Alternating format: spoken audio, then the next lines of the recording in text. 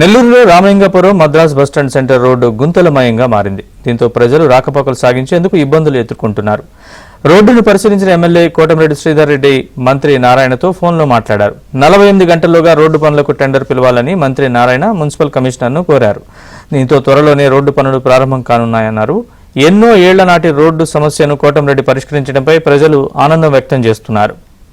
నెల్లూరు నగర రూరల్ నియోజకవర్గాలకి ఉమ్మడి ప్రాంతాలకు చెందినటువంటి రామలింగపురం అండర్ బ్రిడ్జి ఆ యొక్క రోడ్డు అత్యంత అధ్వానంగా తయారైంది. ఆ అధ్వానపు రోడ్డుని మంచి రోడ్డుగా నిర్మించేందుకు గౌరవ మంత్రి పొంగూరు నారాయణ గారు నగర కమిషనర్ గారితో ప్రత్యేకంగా మాట్లాడడం జరిగింది. 48 గంటల్లో రామలింగపురం అండర్ బ్రిడ్జి నూతన రోడ్డు నిర్మాణం కోసం టెండర్లు పిలవమని కూడా అధికారులకి స్పష్టంగా చెప్పడం జరిగింది.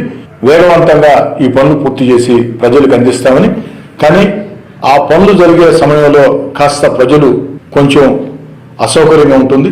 దానికి ప్రజలందరూ కూడా సహకరించాలని, అందరి సహాయ సహకారాలతో రామలింగపురం అండర్ బ్రిడ్జి అధ్వానపు రోడ్డుని ఒక మంచి రోడ్డుగా నిర్మించిస్తామని మాట ఇస్తున్నాం.